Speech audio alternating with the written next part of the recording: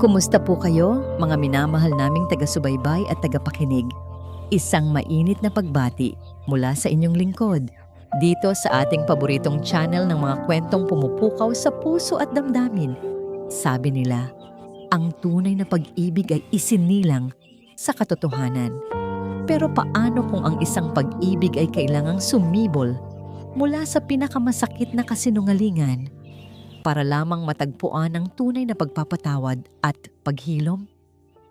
Samahan ninyo kami sa isang kwentong magpapatunay na ang puso ay may sariling batas at ang hustisya ay may iba't ibang mukha.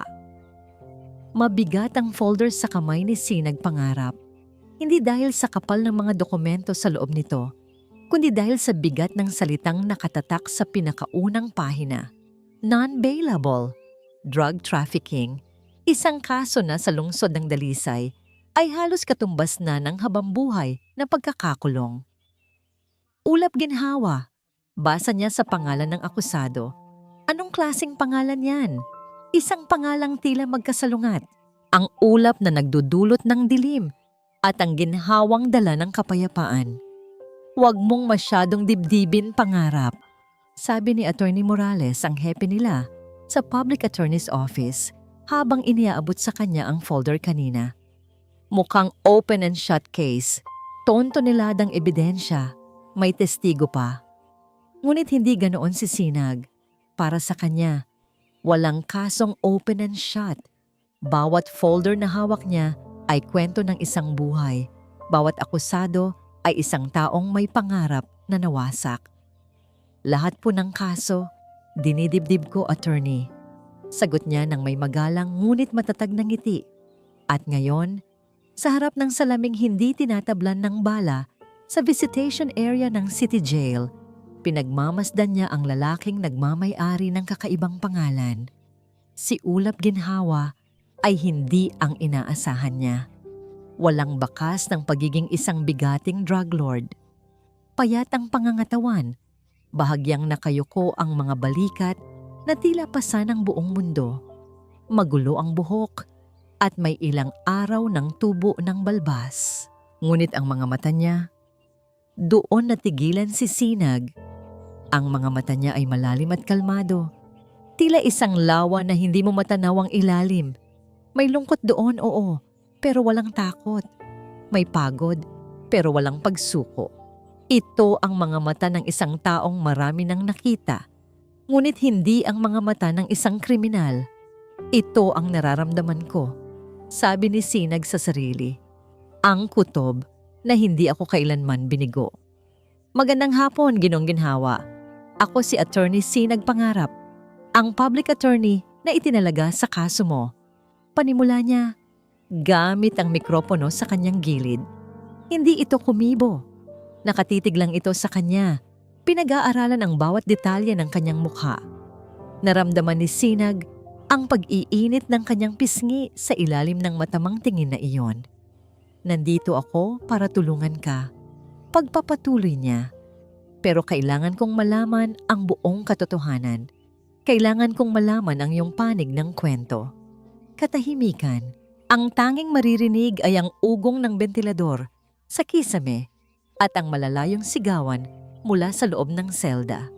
Ayon sa report, nahuli ka sa isang warehouse na pag-aari umano ni Talim Hagin. May nakuha di umanong 5 kilo ng ipinagbabawal na gamot sa sasakyan mo. May testigo na nagsasabing ikaw ang courier. Isa-isa niyang binanggit ang mga ebidensya, pinagmamasdan ang reaksyon nito.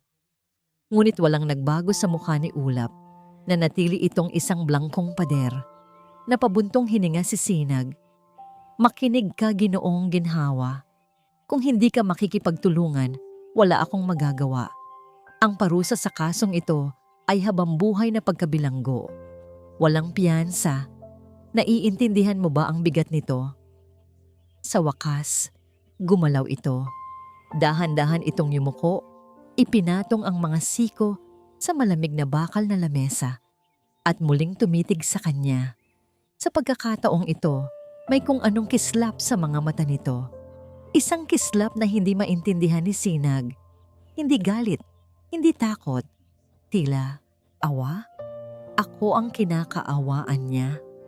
Alam kong wala kang kasalanan, mahinang sabi ni Sinag. Halos pabulong na. Nararamdaman ko.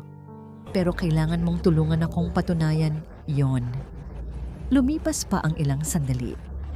Akala ni Sinag ay sasayangin lang niya ang kanyang oras.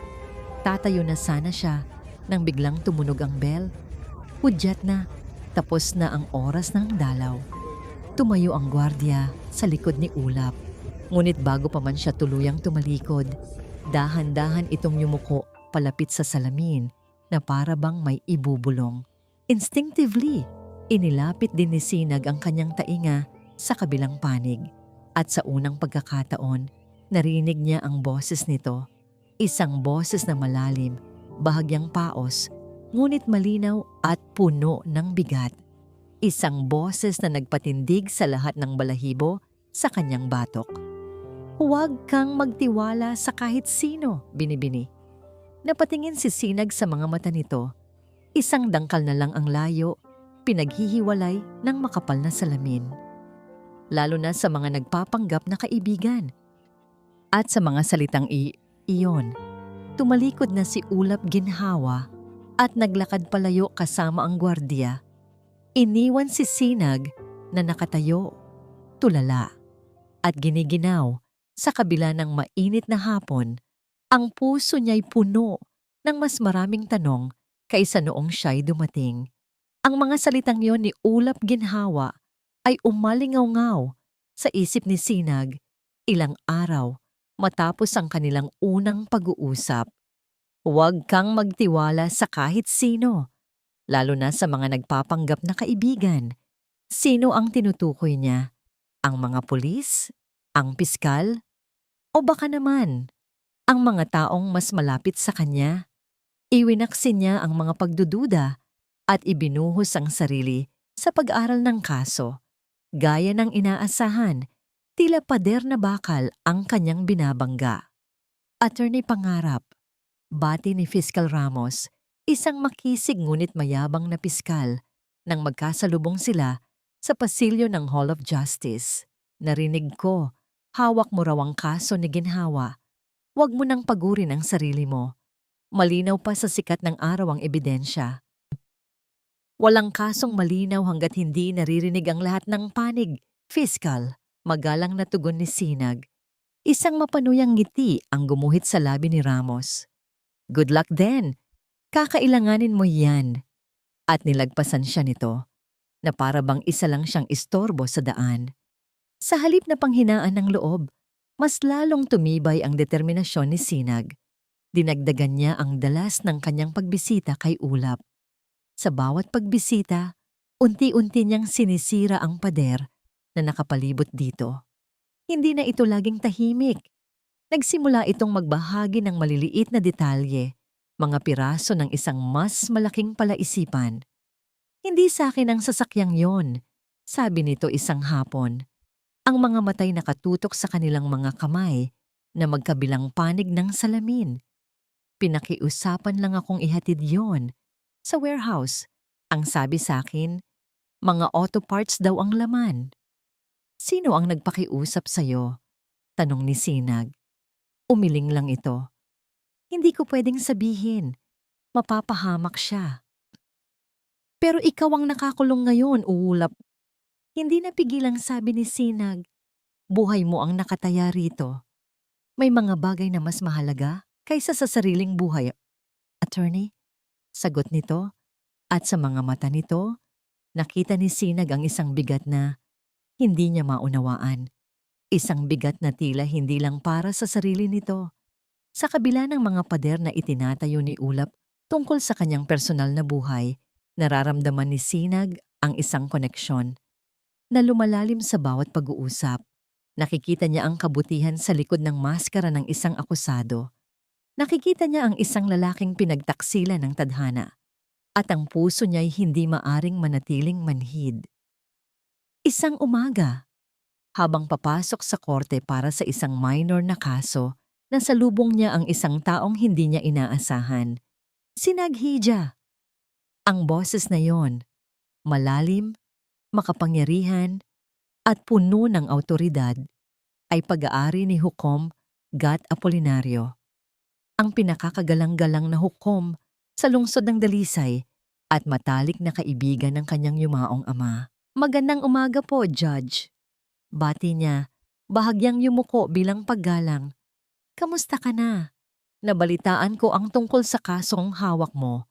Isang malaking isda, sabi ng hukom.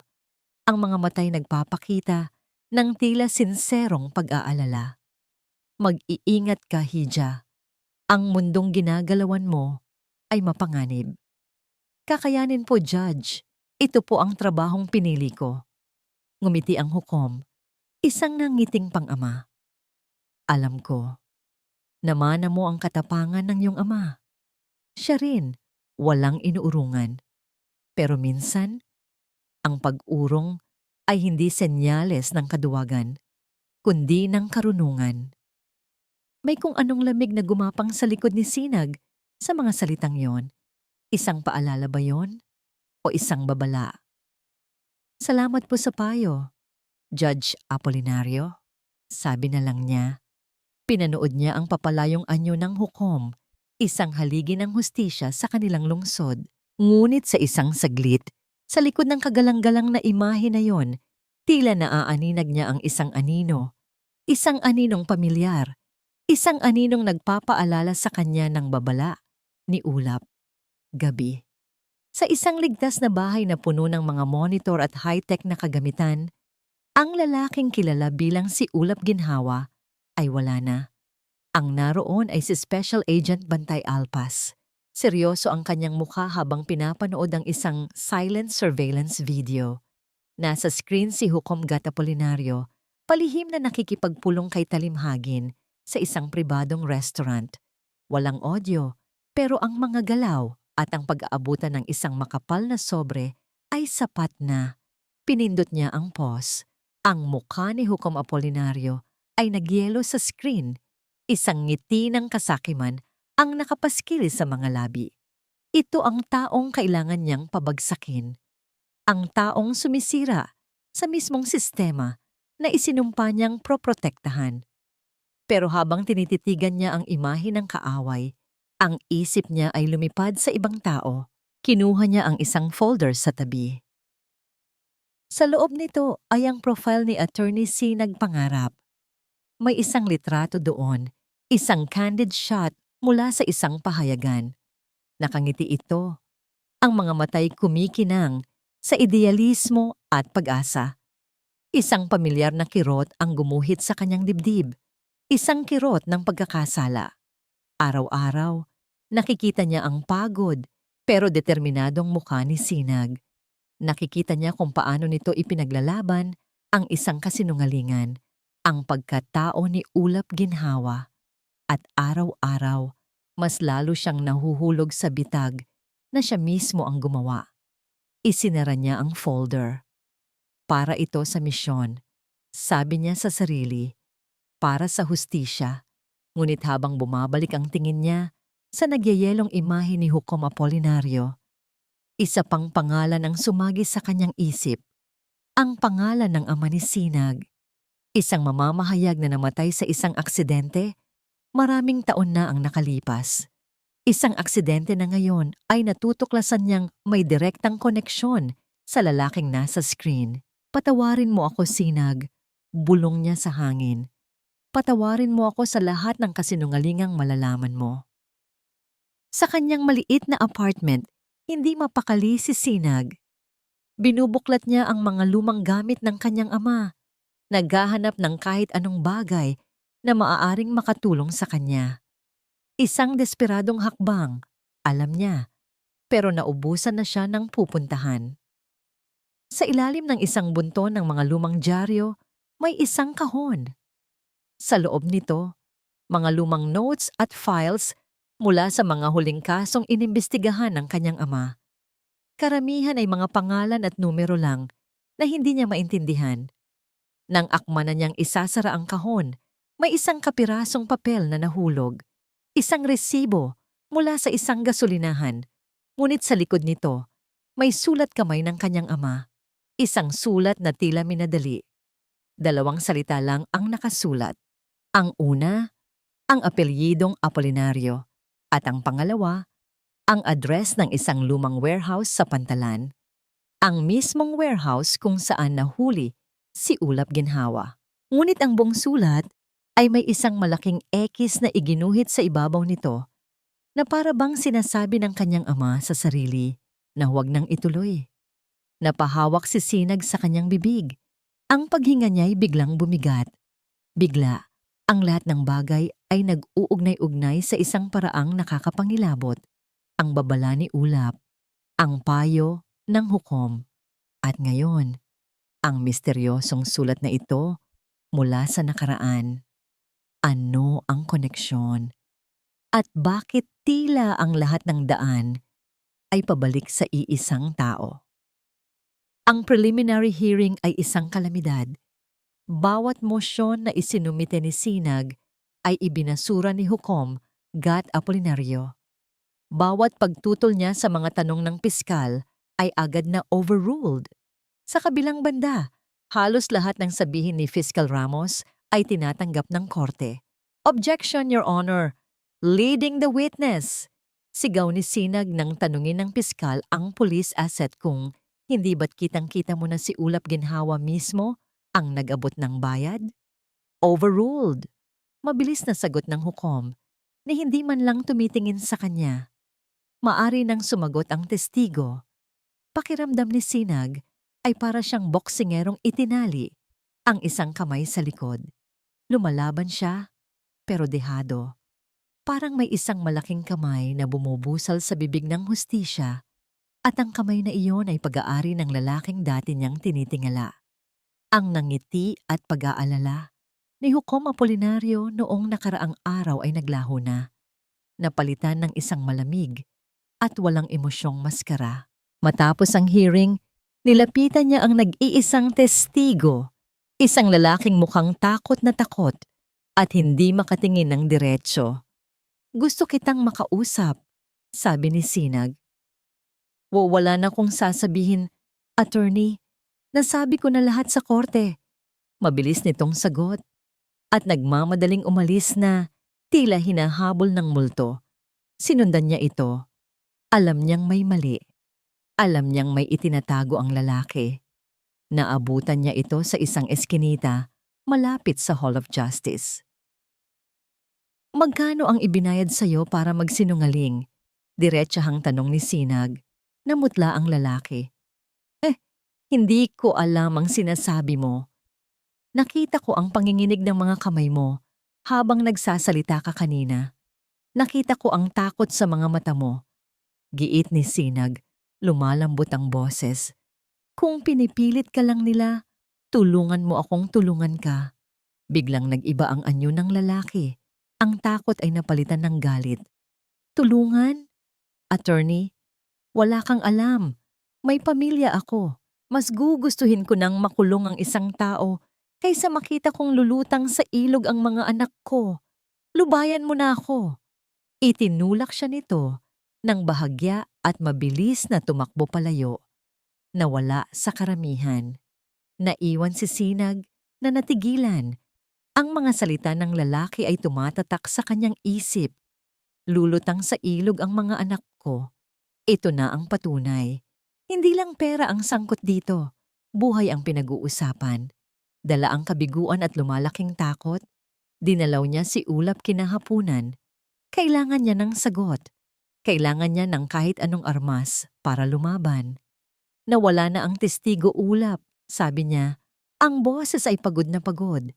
Tinanan niya ang pamilya niya at si Hukom Apolinario. Para siyang Diyos sa loob ng korte na nagpasya na sa kapalaran mo. Nakatitig lang si Ulap sa kanya. Ang mga matay puno ng emosyon na hindi niya mabasa. Pag-aalala, pagsisisi. May hindi ka sinasabi sa akin. Diretsahang sabi ni Sinag. Ang duda ay gumuguhit na sa kanyang boses. I'm fighting blind here, Ulap. Pinapahamak ko ang sarili ko para sa'yo. Pero pakiramdam ko, may mga lihim kang mas pinoprotektahan pa kaysa sa sarili mong kalayaan. Sinag, sa unang pagkakataon, Tinawag siya nito sa kanyang pangalan. Ang tunog niyon mula sa mga labi nito ay nagdulot ng kakaibang kuryente sa kanyang sistema. Mas mabuting hindi mo na malaman. Hindi! Karapatan kong malaman! Giit niya, ang palad ay nakadiin na sa salamin. Kung may alam ka tungkol kay Hukom Apolinario, sabihin mo. Kung may alam ka kung bakit namatay ang tatay ko. Natigilan siya. Bakit niya nasabi iyon? Pero sa sandaling iyon, alam niyang totoo ang kanyang hinala. May koneksyon ang lahat. Nakita niya ang pagkagulat sa mga mata ni Ulap na mabilis ding napalitan ng matinding kalungkutan. Itinukod din nito ang palad sa kabilang panig ng salamin. Sa tapat mismo ng kamay niya, 1 pulgadang kapal ng salamin lang ang pagitan nila. Pero pakiramdam niya ay isang karagatan iyon. Ang tanging masasabi ko ay ito, mahinang sabi ni Ulap. Ang boses ay puno ng pighati. Umalis ka na sa kasong ito, bago ka pa mapahamak. Please. Hindi ito isang pakiusap ng isang kliyente sa kanyang abogado. Ito ay pakiusap ng isang taong nag-aalala. Ng isang taong tila may nararamdaman para sa kanya. Ngunit ang pag-aalalang iyon ay nakabalot sa isang kumot ng mga lihim na siyang lalong nagpapahirap sa kanya. Umuwi si Sinag ng gabing iyon na gulong-gulo ang isip. Pumasok siya sa madilim niyang opisina para kunin ang ilang naiwang gamit. Umupo siya sa kanyang silya, napapaligiran ng mga libro ng batas na ngayon ay tila mga palamuti na lang na walang silbi. Talunan. Ganoon ang pakiramdam niya. Biglang tumunog ang telepono sa kanyang lamesa. Sino naman ang tatawag ng ganitong oras ng gabi? Nag-aalangan man ay sinagot niya ito. Public Attorney's Office. Katahimikan sa kabilang linya, tanging isang kakaibang static na tunog ang maririnig. Hello? Ulit niya. At saka may nagsalita. Isang boses na binago ng computer, malamig at walang emosyon, na nagpatayo sa lahat ng balahibo sa kanyang katawan. Attorney Sinag pangarap. Sa sino to? Isang babala. Itigil mo na ang pagbubungkal sa mga bagay na dapat ay matagal nang nakalibing. Nanigas si Sinag sa kanyang kinauupuan. Ang puso niya'y nagsimulang tumibok ng sobrang bilis. Itigil mo na ang kaso ni Ulap Ginhawa. Pagpapatuloy ng boses. Kung hindi, baka matulad ka sa tatay mo. Click. Ibinaba ang telepono. Nakatulala lang si Sinag. Hawak pa rin ang telepono sa kanyang tainga. Ang lamig ng banta ay gumapang sa buo niyang katawan. Mas malamig pa kaysa sa aircon sa loob ng opisina. Hindi na ito isang kaso lamang. Naging personal na ito. At ngayon, ang buhay niya na mismo ang nakataya. Ang bilangguan ay may sariling ecosystem. At sa loob ng ilang linggo, natutunan na ni Bantay Alpas kung paano mabuhay dito. Bilang si Ulap Ginhawa, siya ay isang anino, tahimik, mapagmasid, at hindi nagpapakita ng kahinaan. Ito ang tanging paraan para manatiling buhay at mapanatili ang kanyang takip. Sa siksikang pasilyo, isang preso na may tattoo ng ahas sa leeg ang bumangga sa kanya. Siya si Gardo, isa sa mga tenyente ni Talimhagin sa loob. Mag-ingat ka sa dinadaanan mo. Bago, singhal ni Gardo, sapat na para marinig ng ibang preso. Hindi umimik si Bantay. Tinitigan lang niya ito ng diretso sa mga mata, isang tinging malamig at walang anumang emosyon. Ito ang lengguwahe ng kapangyarihan sa loob ng selda. Baka gusto mong magkape mamaya. Pag-iiba ni Gardo, mas mahina na ang boses, isang pahiwatig. May pag-uusapan lang tayo. Sige, simpleng sagot ni Bantay bago magpatuloy sa paglakad. Alam niya kung ano ang ibig sabihin ng kape. Kailangan ni Talimhagin na siguruhing mananatiling tikom ang bibig ng bagong courier. Isa itong pagsubok. Isang maling galaw, isang maling salita. at ang buong operasyon ay babagsak. At siya, si Bantay, ay hindi na makakalabas ng buhay. Ngunit ang panganib sa loob ng bilangguan ay wala sa isip niya ngayon. Ang isip niya ay nasa labas. Nasa isang babaeng hindi niya dapat pinapapasok sa kanyang mundo. Nalaman niya ang tungkol sa anonymous na tawag. Ang bawat galaw ni Sinag ay binabantayan ng kanyang team sa labas. Narinig niya ang recording ng banta, ang takot na gumuhit sa boses nito. At sa bawat segundo ng recording na yon, pakiramdam niya ay isang karayom ang tumutusok sa kanyang dibdib. Ako ang may kasalanan nito. Paulit-ulit na sabi niya sa sarili habang nakaupo sa gilid ng kanyang tarima. Ako ang naglagay sa kanya sa panganib. Ipinaglalaban siya ni Sinag ng buong puso, buong kaluluwa, habang siya naman ay nagsisinungaling sa bawat paghinga niya sa harap nito. Ginagamit niya ang tiwala nito bilang kalasag, habang inilalapit niya ito sa apoy. Nang araw na yon, sa kanilang muling pag-uusap, kitang-kita niya ang epekto ng banta. Namumutla si Sinag. Mas malalim ang mga bilog sa ilalim ng kanyang mga mata. Halatang hindi ito nakatulog. Kailangan mong bitawan ang kasong ito, sabi ni Bantay. Ang boses niya ay mas mariin kaysa dati. Ito na si Bantay na nagsasalita, hindi si Ulap. Hindi, matigas na sagot ni Sinag. Hindi ngayon. Lalo na ngayong alam kong may tinatago sila. Lalo na ngayong alam kong konektado ito sa tatay ko. Dala nito ang isang maliit na kahon na puno ng mga lumang gamit ng ama. Ipinakita nito sa kanya ang resibong may sulat sa likod. Ang pangalan ni Apolinario. Ang address ng warehouse. Sa sobrang pagka-frustrate, bigla nitong ibinagsak ang kahon sa sahig. Kumalat ang laman nito. Mga lumang papel, isang ballpen, at isang luma. Sirang digital watch na may itim na strap. Wala. Walang malinaw na sagot. Sigaw nito sa kawalan. Ang boses ay basag na. Agad na napako ang tingin ni Bantay sa relo. Isang Casio F90 isang ordinaryong relo. Pero kilala sa mundo ng intelligence bilang paboritong gamitin sa paggawa ng mga improvised na pampasabog. O bilang isang sisidlan.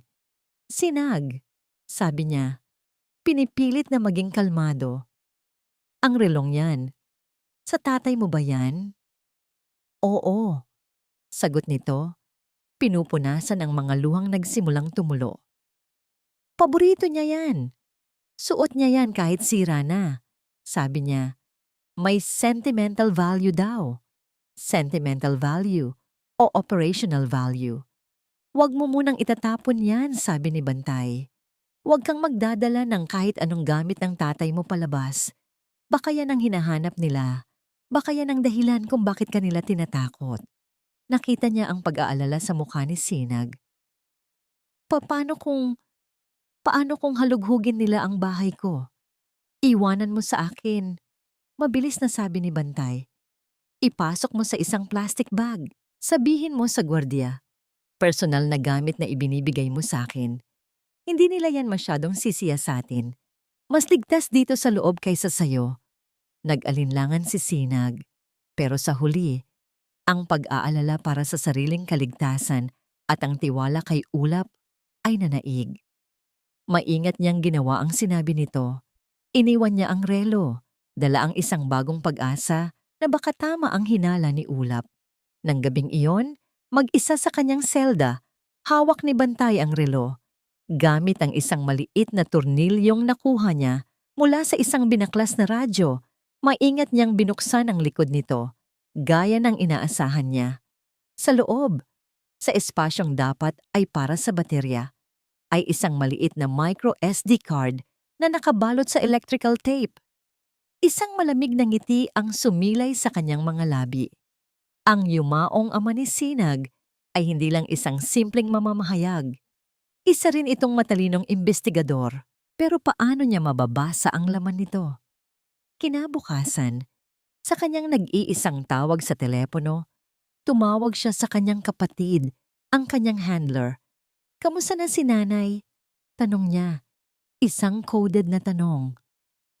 "Hindi mabuti, kuya," sagot ng handler. "Kailangan niya ng gamot para sa puso. Yung maliit lang, para sa memorya niya." "Sige, ipadala mo agad."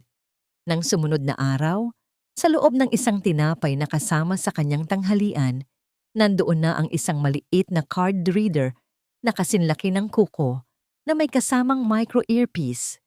Sa dilim ng gabi, nang ang lahat ay natutulog na, isinaksak niya ang SD card sa reader at ikinonekta ito sa isang maliit at improvised na power source. Isinuot niya ang earpiece. May iisang audio file lang sa loob. Pinindot niya ang play. Isang mahinang ugong, tapos isang pamilyar na boses ang bumasag sa katahimikan ng selda. Dumadaloy mula sa earpiece, diretso sa kanyang utak. Ito ang boses ng ama ni Sinag. August 14. Recording number 27. Sinundan ko siya ulit ngayong gabi.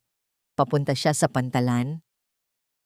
Halatang ninenerbiyos ang boses sa recording, may kasamang malalim na paghinga. Kumpirmado! Si Hukomgat Apolinario mismo ang kausap ni Talimhagin. It's bigger than I thought. Hindi lang ito simpleng proteksyon. Kasosyo sila. Nanigas si Bantay. Ito na yon, ang direktang ebidensya. Nagpatuloy ang recording.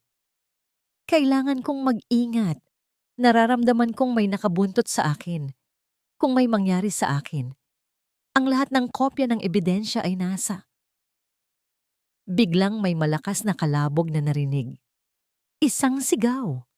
Tapos, isang boses na nagpatindig sa lahat ng balahibo ni Bantay. Isang boses na kilalang-kilala na niya ngayon. Ang boses ni Hukom Apolinario, mas bata ng ilang taon, pero puno ng parehong lamig at pagbabanta. "Sino ang nag-utos sa'yo, periodista?" "Wala kang makukuha sa akin," sagot ng ama ni Sinag. Ang boses ay puno ng tapang sa kabila ng halatang sakit. "Hanapin na niyo ang dala niya. Bawat sulok ng katawan niya, halughugin niyo," utos ng hukom. May mga tunog ng kalampagan at pagpupumiglas at pagkatapos, isang nakakabiinging katahimikan. Maya-maya pa, muling nagsalita si Hukom Apolinario. Ang boses ay kalmado na siyang lalong nagpanginig kay Bantay sa galit. Isang aksidente. Kawawang mamamahayag, nalasing at nahulog sa dagat habang nag-iimbestiga. Tiyakin niyong magmumukhang ganoon at siguraduhin niyong wala siyang naiwan na kahit ano. Nagtapos ang recording, napapikit si Bantay. Ang panga ay nagngangalit. Hawak na niya ngayon ang katotohanan. Ang katotohanang mas malagim pa kaysa sa inaasahan niya. Hindi lang kasabot sa krimen si Hukom Apolinario. Isa siyang mamamatay tao. Siya ang pumatay sa ama ng babaeng araw-araw niyang hinaharap. Ang babaeng ipinaglalaban siya. Ang misyon ay biglang naging mas malalim, naging personal. Hindi na lang ito tungkol sa pagpapatupad ng batas. Tungkol na ito sa pagbibigay ng hustisya para kay Sinag at sa kanyang ama. Ngunit ang bigat ng katotohanan ito ay halos hindi niya makayanan. Paano niya sasabihin kay Sinag? Paano niya sasabihin na ang lalaking pinagkakatiwalaan nito ay ang demonyong pumatay sa kanyang ama? At higit sa lahat, paano niya haharapin si Sinag kapag nalaman nito na ang buong pagkatao ni Ulap Ginhawa, ang lalaking sinimulan na nitong pagkatiwalaan, ang lalaking marahil ay sinimulan na nitong mahalin, ay isang malaking kasinungalingan? Ang tagumpay ng kanyang misyon ay nangangahulugan ng tuluyang pagkasira ng puso ni Sinag. At ang bigat na yon ay mas masakit kaysa sa anumang pisikal na pagdurusa na maaari niyang danasin sa loob ng bilangguan. Itinago niya ang maliit na SD card, ang katotohanang kayang magpabagsak sa isang imperyo ng kasamaan, ngunit kaya ring sumira sa nag-iisang taong gusto niyang protektahan. Nakakulong siya, hindi lang sa seldang bakal, kundi sa isang kulungan ng katotohanan na siya lang ang nakakaalam. Lumipas ang mga linggo na tila ba gumagapang lang ang oras. Bawat araw para kay Sinag ay isang pagsubok sa kanyang katatagan. Ang banta sa telepono ay hindi na nasundan, ngunit ang anino nito ay nanatili. Bumabalot sa bawat gabi niyang walang tulog at bawat araw niyang puno ng pag-aalinlangan. Ang tanging nagiging kanlungan niya ay ang mga pagbisita niya kay Ulap. Sa likod ng malamig at makapal na salamin, sa loob ng maingay at malungkot na bilangguan, nakahanap siya ng isang katahimikan na hindi niya matagpuan sa labas. Ang dating misteryosong katahimikan ni Ulap ay napalitan na ng isang klase ng pag-unawa na hindi nangangailangan ng maraming salita. Nananaginip ako tungkol sa tatay ko kagabi. Kwento ni Sinag isang hapon, ang boses ay bahagyang nanginginig. Nasa dalampasigan daw kami. Masaya siya. Sabi niya, ipagpatuloy ko lang daw ang ginagawa ko. Hindi nagsalita si Ulap. Nakikinig lang ito. Ang mga matay nakatuon sa kanya. Puno ng simpatiya na nararamdaman ni Sinag hanggang sa kaibuturan ng kanyang kaluluwa. Pero pagod na ko, Ulap. Pag-amin niya, ang mga luhay nagbabadyang tumulo. Pakiramdam ko, nag-iisa na lang ako sa laban na to. Lahat ng pinto, sarado. Lahat ng tao, tinalikuran na ako. Hindi ka nag-iisa. Mahinang sagot ni Ulap. Ang boses nito'y tila isang mainit na kumot sa nanlalamig niyang puso. Nandito ako. Sa sandaling iyon, hindi niya nakita si Ulap Ginhawa, ang akusado. Ang nakita niya ay isang lalaking nasasaktan para sa kanya. Isang lalaking nagbibigay sa kanya ng lakas kahit ito mismo ay nakakulong. At sa kauna-unahang pagkakataon, inamin niya sa sarili.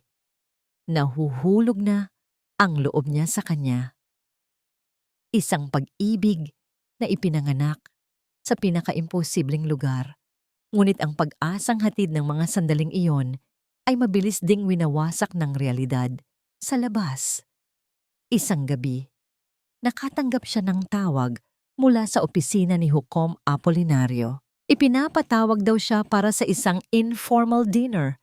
Alam ni Sinag na hindi ito isang simpleng imbitasyon. Ito ay isang pagtawag sa kapitolyo ng kalaban. Ngunit hindi siya maaaring tumanggi. Sa isang marangyang restaurant, sa ilalim ng dim na ilaw ng mga chandelier, naupo siya sa harap ng hukom. Sinag, Hija, itinuturing kitang parang anak. Panimula ng hukom, matapos mag-order ng mamahaling alak. Kaya masakit para sa akin na makita kang nasasaktan at napapahamak sa isang kasong wala namang patutunguhan. Naniniwala po ako sa kliyente ko, Judge. Matatag na sagot ni Sinag. Isang malungkot na ngiti ang gumuhit sa labi ng hukom. Ang paniniwala ay hindi sapat sa korte, Hiya. Ang ebidensya ang nagpapanalo ng kaso at lahat ng ebidensya ay laban sa kliyente mo. Uminom ito ng alak. Pakinggan mo ang payo ng isang matandang kaibigan ng iyong ama. Bitawan mo na ang kasong ito. Hayaan mong ang sistema ang gumawa ng trabaho nito. May iba pang kaso na naghihintay para sa'yo. Mga kasong kaya mong ipanalo. Huwag mong sirain ang maganda mong kinabukasan para sa isang hamak na kriminal. Bawat salita ng hukom ay tila isang balaraw na may pulot. Mabait pakinggan, ngunit nakamamatay. Ang pagbanggit pa nito sa kanyang ama ay nagdulot ng matinding galit sa puso ni Sinag. Salamat po sa payo, Judge, sabi niya. Pinipilit na maging kalmado. Pero gaya po ng sabi ninyo, naman ako sa tatay ko ang hindi pag-urong sa laban. Nawala ang nangiti sa mukha ng hukom. Sa isang saglit, nakita ni Sinag ang isang kislap ng bagsik sa mga mata nito, bago muling natakpan ng maskara ng pagiging isang kagalang-galang na opisyal. Nasa sayo yan, Hija. Ginawa ko lang ang aking tungkulin. Umuwi si Sinag ng gabing iyon na mas lalong kumbinsido. Ang pagpupumilit ng hukom na bitawan niya ang kaso ay ang pinakamalinaw na senyales na may itinatago ito. May kinalaman ito. Malaki ang kinalaman nito. Nang sumunod na araw, habang nag-aayos ng gamit sa kanyang opisina, isang sobre na walang pangalan ang nahulog mula sa isa sa mga logbox na hindi niya madalas gamitin. Paano yon napunta doon? Binuksan niya ito. Sa loob ay isang maliit na susi at isang kapirasong papel. Nakasulat dito ang isang address. Bodega 14, South Harbor. Ang pantalan, walang nakalagay kung kanino galing, pero alam ni Sinag sa kanyang puso na ito ang sagot na hinihintay niya. Isang tao mula sa loob ang tumutulong sa kanya. Isang taong natatakot magpakilala. Hindi na siya nag-isip pa. Dala ang takot at pananabik. Isinantabi niya ang lahat at nagtungo sa pantalan. Gabi na. Ang tanging ilaw ay mula sa buwan. At sa mga nag-iisang poste ng ilaw, ang amoy ng alat at kalawang ay nangingibabaw sa hangin. Natagpuan niya ang bodega ato. Ginamit niya ang susi. Bumukas ang kinakalawang na padlock. Dahan-dahan niyang itinulak ang mabigat na pintuan. Madilim sa loob. Ginamit niya ang flashlight ng kanyang cellphone. Ang bodega ay puno ng mga luma at abandonadong kargamento. Ngunit sa gitna, may isang lamesa. Sa ibabaw nito ay isang ledger, isang lumang record book. Binuklat niya ito. Ang laman nito ay mga pangalan, petsa at halaga. Mga pangalan ng mga barko, mga container van numbers, at sa tabi ng bawat isa, may mga initials. TA at GA Talimhagin at GAT Apolinario. Ito na ang ebidensya. Ang logbook ng kanilang mga iligal na transaksyon. Nanginginig ang mga kamay ni Sinag habang kinukuhaan niya ng litrato ang bawat pahina. Nasa kalagitnaan siya ng pagkuha ng litrato nang may marinig siyang ugong ng sasakyan sa labas. Huminto ito mismo sa tapat ng bodega. Mabilis niyang itinago ang ledger sa ilalim ng isang lona at pinatay ang kanyang flashlight. Sumiksik siya sa likod ng mga malalaking kahon. Bumukas ang pintuan ng bodega. Pumasok ang dalawang lalaki. Ang isa ay kilalang-kilala niya, si Talimhagin. At ang kasama nito ay isang lalaking nakatalikod, pamilyarang tindig. Ngunit nasa anino. Sigurado ka bang dito yon itinago ng matanda? Tanong ni Talimhagin. Oo, sagot ng lalaking nasa anino. Bago siya namin natagpuan, ito ang huli niyang pinuntahan. Siguradong nandito lang sa paligid ang ledger. Napatakip si Sinag sa kanyang bibig para pigilan ang kanyang paghinga. Ang matanda, ang tatay niya. Hanapin mo. Kailangan nating makuha yan bago pa may ibang makakita. Utos ni Talim. Nagsimulang maghalughog ang mga ito. Nanginginig sa takot si Sinag. Paano siya aalis dito? Nag-iisip siya ng paraan nang biglang dumulas ang kanyang paa sa isang maliit na bato. Gumawa ito ng ingay. Sino yan? Sigaw ni Talimhagin. Sa sobrang taranta, tumakbo si Sinag patungo sa kabilang dulo ng bodega. Itinaas niya ang cellphone para gamiting ilaw. At sa pag-angat niya nito, aksidenteng napindot niya ang kamera. Flash! Ang liwanag mula sa flash ng kamera ay tumama sa mukha ng lalaking kasama ni Talimhagin na lumingon dahil sa ingay. Nanlaki ang mga mata ni Sinag. Ang dugo sa kanyang katawan ay tila nagyelo. Ang lalaking kasama ng pinakamalaking drug lord sa lungsod ng Dalisay ay si Fiscal Ramos. Isang segundong pagkakatulala lang ang kailangan. Habulin niyo! Ang sigaw ni Talimhagin ay pumunit sa katahimikan at gumising sa naninigas na katawan ni Sinag. Hindi na siya nag-isip pa. Itinapon niya ang isang lata ng pintura na malapit sa kanya para makalikha ng diversion at tumakbo siya ng buong bilis palabas ng bodega, patungo sa kadiliman ng pantalan. Narinig niya ang mga yabag sa likuran niya, humahabol, palapit ng palapit. Ang puso niya'y dumadagundong sa kanyang dibdib, mas malakas pa kaysa sa alon na humahampas sa mga haligi ng pier. Sumisiksik siya sa pagitan ng mga container van. Ang magaspang na kalawang ay kumakaskas sa kanyang braso. "Wala kang matatakbuhan, attorney?" Sigaw ni Fiscal Ramos. Ang boses nito'y hindi na ang mayabang na tono sa korte, kundi boses ng isang desperadong hayop. Nang makakita ng pagkakataon, umakyat siya sa isang bakal na hagdanan sa gilid ng isang malaking crane. Mula sa itaas, marahil ay makikita niya ang daan palabas. Ngunit ang mga humahabol sa kanya ay mas mabilis. Naramdaman niya ang isang kamay na humablot sa kanyang buhok. Napadaing siya sa sakit at napilitang huminto. Hinarap niya si Ramos. Ang mukha nito'y galit na galit sa ilalim ng liwanag ng buwan. "Ibigay mo sa amin ang ledger at ang cellphone mo," utos nito. Hinihingal. "Para ano? Para patayin niyo rin ako tulad ng ginawa niyo sa tatay ko?" Buong tapang na sagot ni Sinag, kahit nanginginig ang buo niyang katawan. Isang ngisi ang gumuhit sa labi ni Ramos. "Matalino ang tatay mo. Masyadong matalino para sa kanyang ikabubuti. Tulad mo." Sa likod ni Ramos, papalapit si Talim Hagin. Ngunit bago pa sila makalapit, isang sirena ng pulis ang biglang umalingaw-ngaw sa malayo. Papalapit at papalakas. Nagkatinginan ang dalawang lalaki. Isang kotseng walang ilaw ang mabilis na huminto malapit sa kanila. "Sakay na!" sigaw ng driver. "Hindi pa to tapos, pangarap," sabi ni Ramos, bago siya tinulak ng malakas. Nawalan ng balanse si Sinag at nahulog mula sa hagdanan. Bumagsak sa isang tumpok ng mga lumang lambat at basura.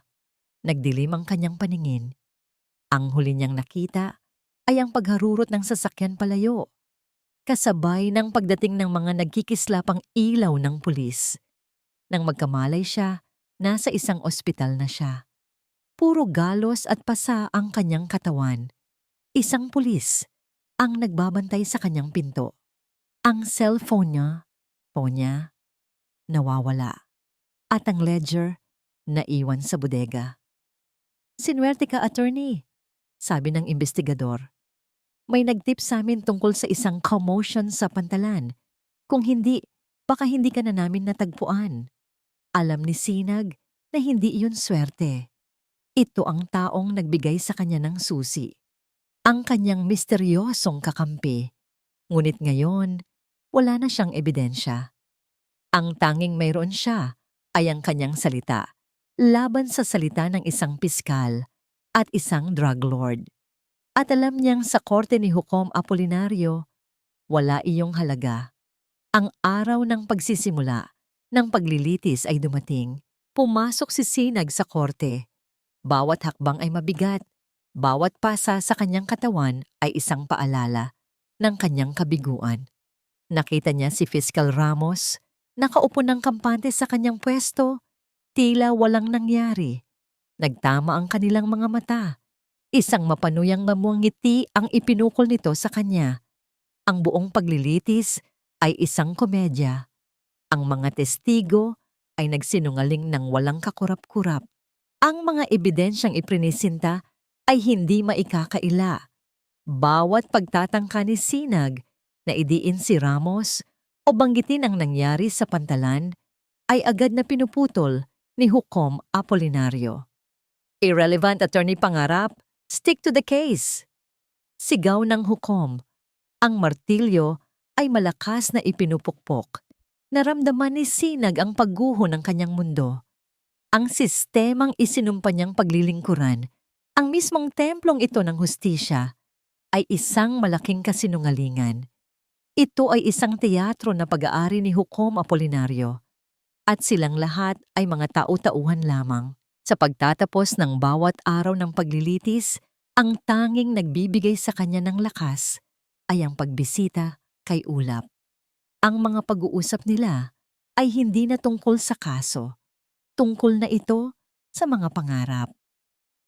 Paglabas mo dito, sabi ni Sinag isang hapon, ang mga kamay nila'y muling magkatapat sa salamin. Saan mo gustong pumunta? Tinitigan siya ni Ulap. Ang mga matay puno ng isang lungkot na tila mas malalim pa kaysa sa rehas na bakal. Kahit saan, basta kasama ka. Ang mga salitang yon ay nagdulot ng init sa puso ni Sinag, ngunit kasabay nito ay isang matinding kirot. Paano niya bibigyan ng pag-asa ang isang taong alam niyang wala ng pag-asa? Sa huling araw ng paglilitis, matapos ang kanyang closing argument na puno ng puso, ngunit kulang sa ebidensya, alam na niya ang kahihinatnan. Natalo na siya. Nang hapong iyon, dinalaw niya si Ulap sa huling pagkakataon bago ang araw ng hatol. Wala nang salitang lumabas sa kanyang bibig. Ang tanging nagawa niya ay umiyak. Umiyak siya para sa kawalan ng hustisya, para sa kanyang ama, para sa kanyang mga nawasak na pangarap. At higit sa lahat, umiyak siya para kay Ulap. Patawarin mo ko, Ulap. Hikbi niya. Ibinigay ko ang lahat, pero kulang pa rin. Hinayaan lang siya nitong umiyak. Nang sa wakas, ay humupa na ang kanyang mga luha. Niyakap niya ang malamig na salamin na naghihiwalay sa kanila. Hindi ko na alam kung paano ka ipagtatanggol, Ulap. Bulong niya, ang boses ay basag at puno ng sakit. Nawawalan na ako ng pag-asa. Inilapat din ni Ulap ang kanyang noo sa kabilang panig ng salamin. Hinawakan nito ang kamay niya sa ibabaw ng harang. Naramdaman ni Sinag ang init ng palad nito, isang init na tumatagos sa salamin, sa bakal, hanggang sa kanyang kaluluwa. Magtiwala ka. Bulong nito. Ang boses ay puno ng isang kahulugan na hindi niya maintindihan. Magtiwala ka lang sa akin. Ngunit paano siya magtitiwala kung ang mismong langit ng pag-asa ay bumagsak na sa kanyang harapan? Iniwan niya ang bilangguan ng gabing iyon. Dala ang isang pusong durog na durog. Hindi alam na ang lalaking kanyang iniiyakan ay naghahanda na para sa pinakamalaking laban ng kanilang buhay. Isang laban na magbabago sa lahat. Malamig ang umaga ng araw ng hatol. Ang hanging amihan ay umiihip. Nagdadala ng lamig na bumabalot sa buong lungsod ng Dalisay at sa puso ni Sinag. Nakasuot siya ng isang itim na blazer, simbolo ng kanyang pighati at pagkabigo.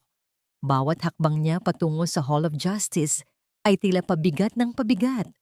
Puno ang courtroom, mga taga-suporta ni Ulap na kakaunti, mga kaibigan ni Sinag, at higit sa lahat, ang mga usisero na gustong masaksihan ang hatol sa isang kasong sumingaw sa kabila ng pagtatangka ng mga opisyal na ibaon ito sa limot. Umupo si Sinag sa tabi ni Ulap. Ang mukha nito ay kalmado, halos walang emosyon.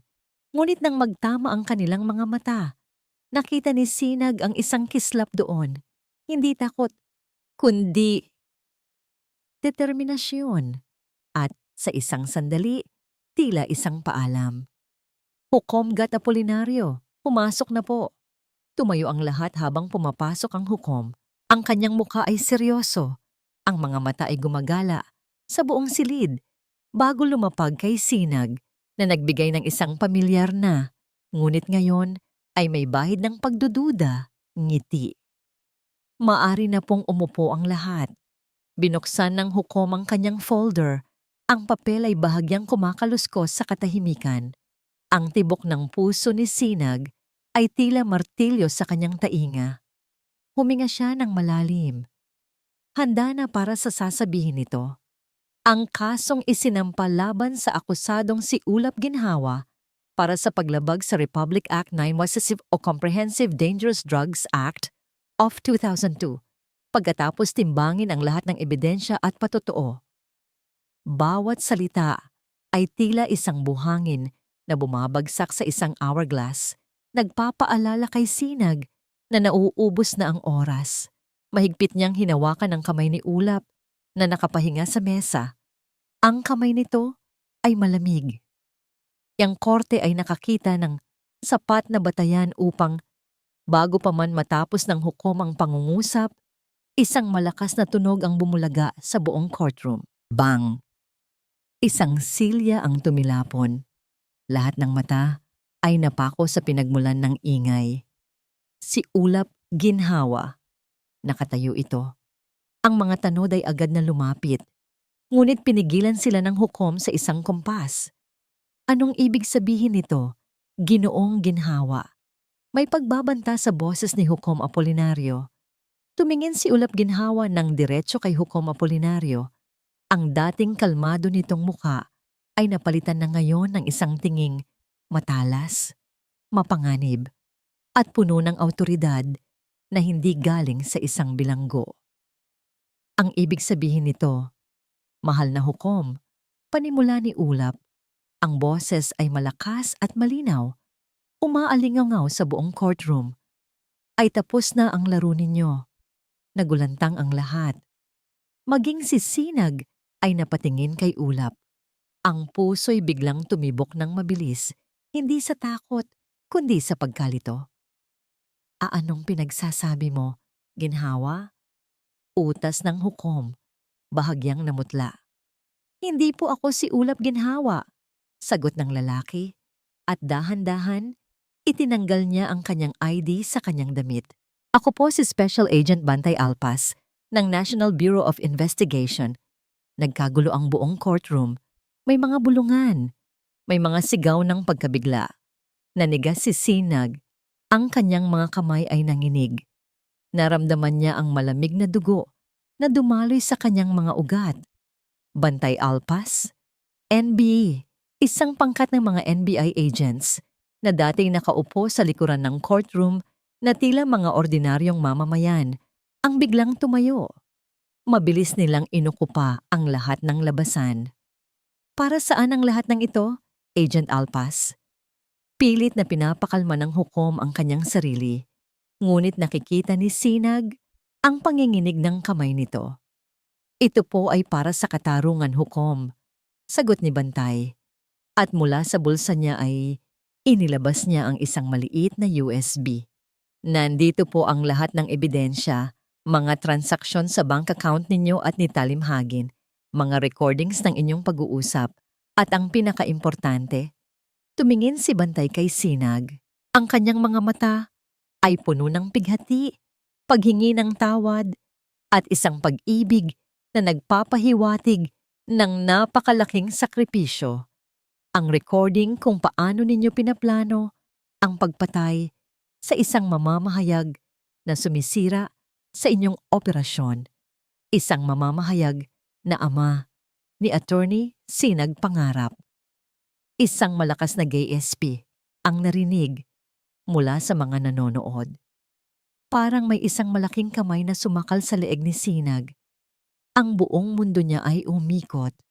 Ang lamig ay napalitan ng isang mainit na alon ng pagsusuka. Ang hukom. Si Hukom Apolinario, ang kaibigan ng kanyang ama, ang pumatay sa kanyang ama. Nagpumigla si Hukom Apolinario. Mga kasinungalingan. Wala akong alam dyan. NBI, inaaresto ko kayo sa paggambala sa korte. Ngunit hindi na ito pinakinggan. Isang NBI agent ang mabilis na lumapit sa desk ng hukom. Inilagay ang posas. Kasabay nito, ang screen sa dingding ng courtroom ay biglang nag-play ng isang audio recording. Ang boses ng kanyang ama, ninenerbiyos. Ang boses ni Hukom Apolinario, nagbabanta. Ang tunog ng kalabog at ang huling utos ng hukom. Isang aksidente. Kawawang mamamahayag, nalasing at nahulog sa dagat. Ang lahat ay malinaw na. Ang banta sa telepono, ang payo ng hukom, ang pagkawala ng kanyang ama. Ang lahat ng piraso ng palaisipan ay nagsama-sama, bumubuo ng isang larawang mas malagim kaysa sa kanyang pinakamalalang bangungot. Napasigaw si Sinag, hindi sigaw ng galit, sigaw ng sakit, ng pagkasira.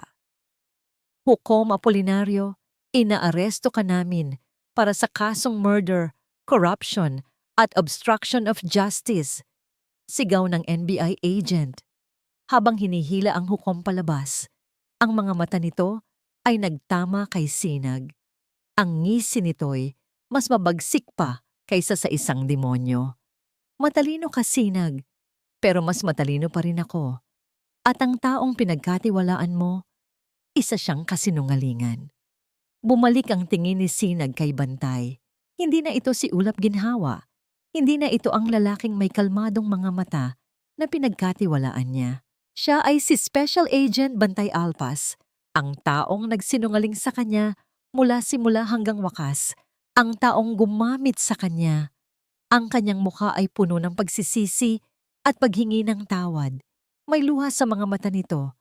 Ngunit sa mga mata ni Sinag, walang natira, kundi lamig. Isang matinding sampal ang lumapag sa pisngi ni Bantay. Hindi ito pisikal na sakit. Ito ay sakit sa puso. Magnanakaw ng pag-asa. Bulong ni Sinag. Ang kanyang boses ay basag, ngunit matigas. Manloloko. At sa harap ng lahat, iniwan niya si Bantay Alpas na nakatayo, nag-iisa, sa gitna ng kanyang tagumpay. Ang hustisya ay natupad. Ngunit sa anong halaga?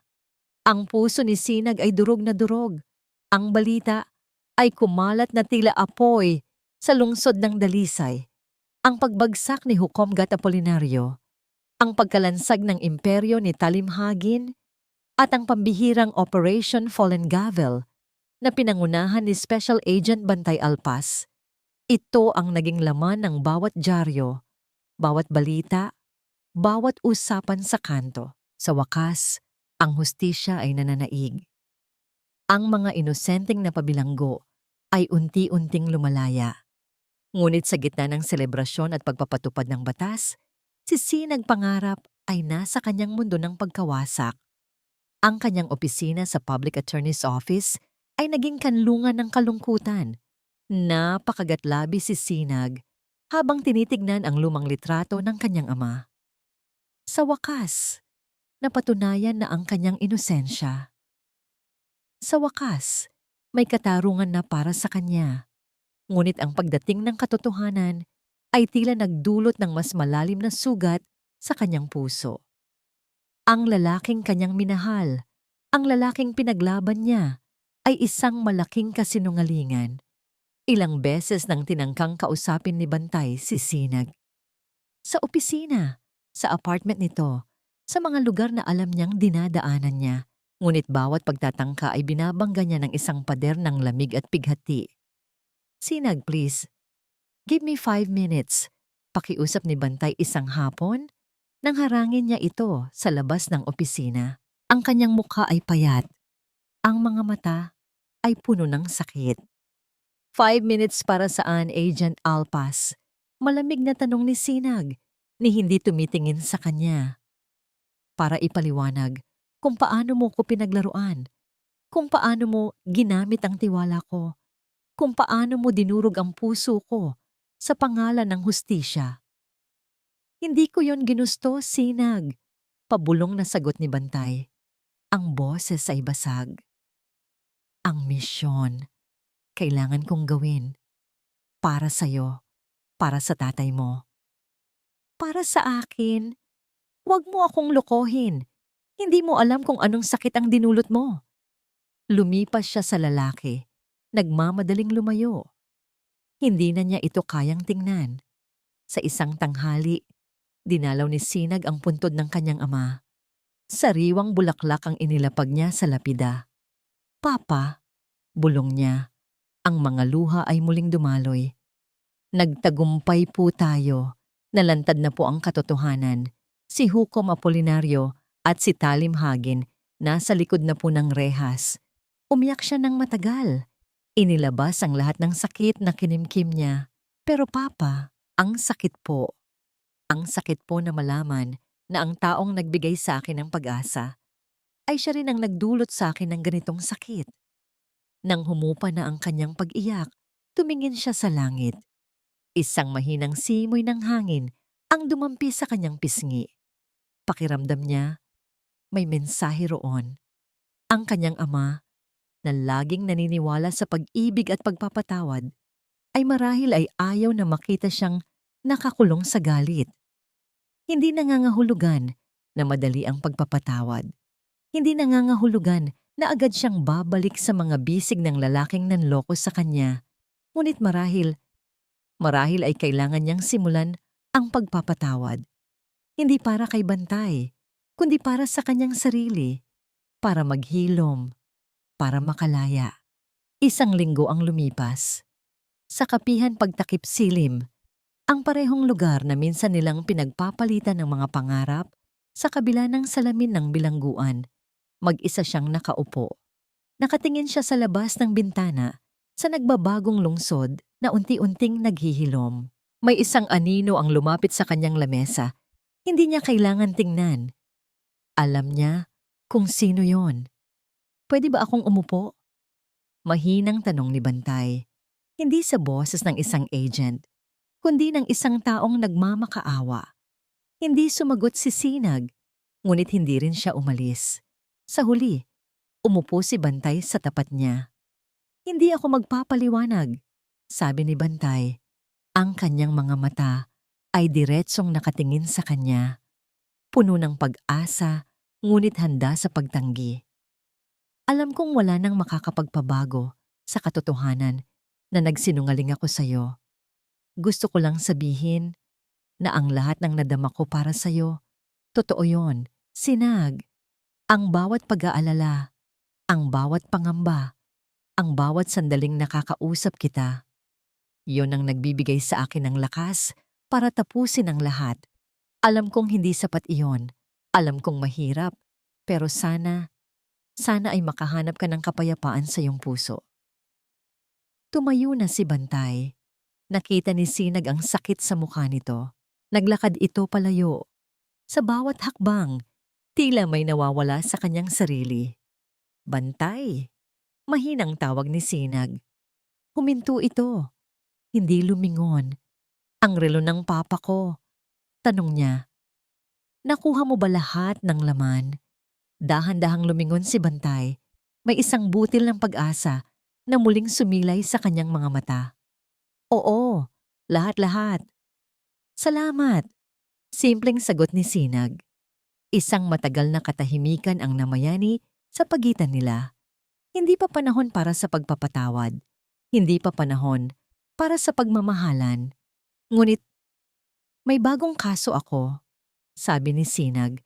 Sa wakas ay tumingin sa mga mata ni Bantay. Isang ina na pinaghihinalaang nagtago ng kanyang anak mula sa isang abusadong ama.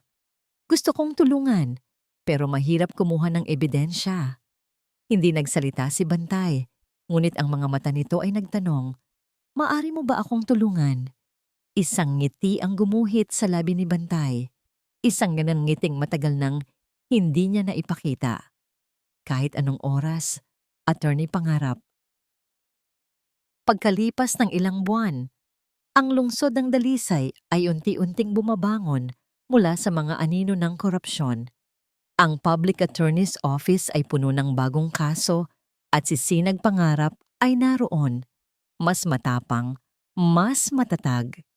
Ang kanyang puso ay hindi pa lubusang naghihilom, ngunit hindi na ito durog. Sa kanyang opisina, nag-iisang nagtatrabaho si Sinag. May isang abogado ang kumatok sa pintuan. Attorney Pangarap, may ipinabibigay po si Agent Alpas, sabi nito. Iniabot ang isang maliit na folder. Binuksan ni Sinag ang folder. Sa loob ay mga litrato, mga bank statement, at mga impormasyon tungkol sa kasong ina na kanyang tinutulungan. Lahat ay detalyado, tumpak, at mahalaga. May kasamang isang simpleng sticky note. Para sa hustisya at para sa'yo. Napangiti si Sinag. Isang tunay na ngiti. Ang kanyang puso ay hindi na nakakaramdam ng galit. Ang sakit ay nagiging pag-asa. Hindi pa ito isang pag-ibig na nagbabalik, ngunit ito ay isang tiwala na unti-unting itinatanim. Isang tiwala na umaasa siyang muling mamumukadkad. Tumingin siya sa labas ng bintana. Sumisikat ang araw. Ang bawat puso ay may sariling kwento at ang bawat kwento ay may aral na naghihintay. At sa kwento niya, ang paghilom ay nagsisimula sa isang simpleng sandali ng pagpapatawad at ng isang bagong pag-asa. At dito po nagtatapos ang kwento nila, Sinag Pangarap at Bantay Alpas. Isang paglalakbay na nagturo sa atin na ang tunay na pag-ibig ay hindi lang tungkol sa mga salita, kundi sa mga sakripisyo, sa pagpapatawad at sa paghahanap ng pag-asa kahit sa pinakamadilim na panahon. Taos-puso po akong nagpapasalamat sa inyong walang sawang pagsubaybay sa bawat kabanata ng ating kwento. Naway napukaw nito ang inyong mga damdamin at nagbigay ng aral na maaaring baunin sa buhay. Nais ko pong marinig ang inyong saloobin. Anong pakiramdam ninyo sa pagtatapos ng kwento? May gusto ba kayong baguhin? I-comment nyo lang po sa ibaba ang inyong mga thoughts at reactions. Kung nagustuhan ninyo ang kwentong ito, isang pindot lang po sa like button ay share at mag-subscribe sa aming channel para sa mas marami pang mga kwentong magpapakilig, magpapaiyak, at magpapaisip. Muli, ako po ang inyong lingkod, nag-iiwan ng isang paalala. Ang bawat puso ay may sariling kwento, at ang bawat kwento ay may aral na naghihintay. Pagpalain po kayo ng Panginoon, kayo at ang inyong buong pamilya. Hanggang sa muli.